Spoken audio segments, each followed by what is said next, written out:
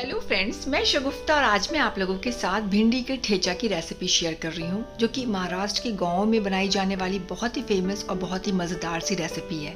बहुत ही सिंपल तरीके से, बहुत ही कम इंग्रेडिएंट की हेल्प से ये बनकर तैयार हो जाता है और इसे चाहें तो लंच या डिनर में रोटी, चपाती या फिर पराठे के साथ या चावल के साथ सर्व करें, बहुत मज़े का लगता है। और या फिर बच्चों के टिफ़िन या हस्बैंड के लंच बॉक्स में भी देने के लिए बहुत अच्छा ऑप्शन है। तो इसे बनाने के लिए मैंने यहाँ पर 250 ग्राम भिंडी ली हूँ। इसे पहले अच्छे से वॉश कर लिया है, इसके सारे पानी को सुखा लिया है और फिर भिंडी के दोनों सिरे को इस तरीके से काट करके अलग कर देंगे और फिर बीच से चीरा लगा करके चेक कर लेंगे कि भिंडी कहीं ख़राब तो नहीं है। और इसी तरीके से 1 बाय 1 करके सारे भिंडी को हम चेक भी करते चले जाएंगे और फिर 2 से 3 टुकड़ों में हम इसे कट भी करते चले जाएंगे। तो ये देख सकते हैं कि सारी भिंडियों को मैंने इसी तरीके से कट कर लिया है। और अब हम ठेचा बनाते हैं। ठेचा बनाने के लिए यहाँ पर करीब 5 से 6 मोटी वाली हरी मिर्च ली हूँ। ये तीखा बिल्कुल भी नहीं होता है। साथ ही 15 से 20 लहसुन की कलियाँ लिया मैंने। कुछ कलियाँ थोड़ी सी ज़्यादा मोटी थी तो मैंने इस तरीके से उसे 2 टुकड़ों में कट कर लिया। इसके साथ ही 2 से 3 तीखा वाला हरी मिर्च लिया है मैंने। अगर आप ज़्यादा तीखा पसंद करते हैं तो यहाँ पर ये तीखे वाली मिर्च की क्वांटिटी को बढ़ा सकते हैं। अब यहाँ पर एक हैवी बॉटम कढ़ाई को पहले गर्म कर लेंगे और फिर उसमें मिर्च और लहसुन को डाल करके मीडियम फ्लेम पर यूं ही चलाते हुए हम अच्छे से इसे ड्राई रोस्ट कर लेंगे। इसे अच्छे से हमने भून लेना है जब तक कि इसमें अच्छे से गोल्डन स्पॉट ना आ जाए। इसी तरीके से दबाते हुए 4 से 5 मिनट तक मैंने इसे मीडियम फ्लेम पर अच्छे से भून लिया था। आप चाहें तो इस प्रोसेस को लोहे वाले तवे पर भी कर सकते हैं। और इसी तरीके से मैंने इसे देख सकते हैं भून लिया, गोल्डन स्पॉट भी आ चुकी है। फ्लेम को ऑफ करके हम इसे सेपरेट कर लेंगे कढ़ाई से। ये हमारी भुन चुकी है। और अब इसमें मैं रोस्टेड जो पीनट्स होती है, जो बाज़ार में बहुत ही इजीली मिलता है, नमकीन मूंगफली, उसे मैं इसमें ऐड कर दे रही हूँ 1 छोटी कटोरी। आप चाहें तो 1 छोटी कटोरी मूंगफली के दाने को इसी कढ़ाई में डाल करके भून लें और उसके बाद इसके छिलके को उतार करके इसका भी इस्तेमाल कर सकते हैं। लेकिन मेरे पास चूँकि ये पीनट्स अवेलेबल था रोस्टेड, तो मैं उसका इस्तेमाल कर रही हूँ, नमकीन मूंगफली का। और अब इन सब चीज़ों को हम मिक्सर जार में डाल करके दरदरा पीस लेंगे। आप चाहें तो इसे दरदरा कूट भी सकते हैं। तो मैंने यहाँ पे मिक्सर जार में डाल करके देख सकते हैं कि दरदरा मैंने इसे पीस लिया है, बहुत बारीक नहीं पीसना है।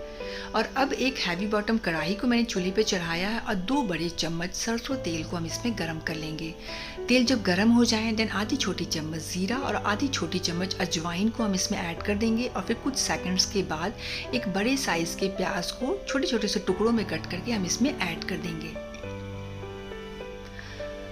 प्याज को मीडियम फ्लेम पर ही हम इसे थोड़ा सा सौते कर लेंगे। बहुत ज़्यादा हमें प्याज को नहीं पकाना है, बस इसी तरीके से मीडियम फ्लेम पर भूनते हुए जैसे ही प्याज थोड़ा सा कलर चेंज होने लग जाए, थोड़ा नरम हो जाए, देन हम इसमें भिंडी को ऐड कर देंगे। भिंडी ऐड करने के बाद करीब 3 से 4 मिनट तक हम भिंडी को अच्छे से ऑयल में फ्राई कर लेंगे बगैर कुछ ऐड किए हुए। इस पॉइंट पर हम स्टार्टिंग में नमक बिल्कुल भी ऐड नहीं करेंगे, क्योंकि नमक ऐड करने से भिंडी में थोड़ा लसलसापन आ जाता है। इसलिए पहले भिंडी को जब भी पकाएं हमेशा पहले ऑयल में थोड़ा सा भून लें, उसके बाद नमक ऐड करना चाहिए। तो मैंने भी यहाँ पर 3 से 4 मिनट तक भिंडी को देख सकते हैं अच्छे से थोड़ा सा भून लिया था। और अब इसमें आधी छोटी चम्मच कश्मीरी लाल मिर्च का पाउडर, आधी छोटी चम्मच भुना हुआ ज़ीरा का पाउडर, 1 छोटी चम्मच नमक और 1 छोटी चम्मच कोकोनट पाउडर, नारियल का बुरादा जो होता है, उसे हम इसमें ऐड कर देंगे। इन सारे ड्राई मसालों को या फिर नारियल के बुरादे को ऐड करने के बाद 2 से 3 मिनट के लिए हम अच्छे से इसे भिंडी के साथ मिक्स करके भून लेंगे। और फिर जो हमने ठेचा को तैयार करके रखा था उसे हम इसमें ऐड कर देंगे। लहसुन, मिर्च और मूंगफली के दाने का कूटा हुआ ठेचा हम इसमें ऐड कर देंगे। ठेचा ऐड करने के बाद इसे अच्छे से मिक्स करते हुए भिंडी के साथ हमें पका लेना है। तो इसे करीब मैंने 6 से 7 मिनट तक मीडियम टू लो फ्लेम पर बीच बीच में चलाते हुए अच्छे से हमने इसे पका लेना है।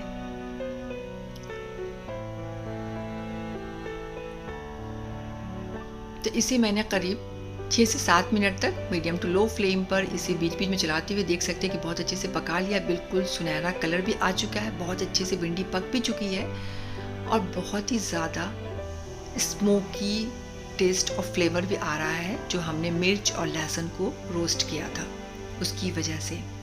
तो ये हमारा भिंडी का ठेचा ऑलमोस्ट बनकर रेडी हो चुका है। फ्लेम को हमने ऑफ कर दिया है और अब ये दस्तरखान पर जाने को बिल्कुल रेडी हो चुका है। मैंने तो गर्मा गर्म पराठे के साथ इसे सर्व किया था, बहुत मज़े का लगा था। बहुत ही सिंपल तरीके से है, बहुत ही मज़ेदार। सूखी होने की वजह से हम इसे सफ़र में भी बहुत ही ईजिली इस्तेमाल कर सकते हैं और बच्चों के लंच या हस्बैंड के टिफ़िन में देने के लिए तो ये अच्छा ऑप्शन है ही। अगर ये भिंडी के ठेचा की रेसिपी आप लोगों को थोड़ी भी हेल्पफुल लगी हो, पसंद आई हो, तो इस वीडियो को लाइक ज़रूर कर दीजिएगा और अगर चैनल पर नए हो तो चैनल को सब्सक्राइब ज़रूर कर लीजिएगा और चाहें तो इस वीडियो को फैमिली, फ्रेंड्स या ग्रुप्स में शेयर भी कर सकते हैं।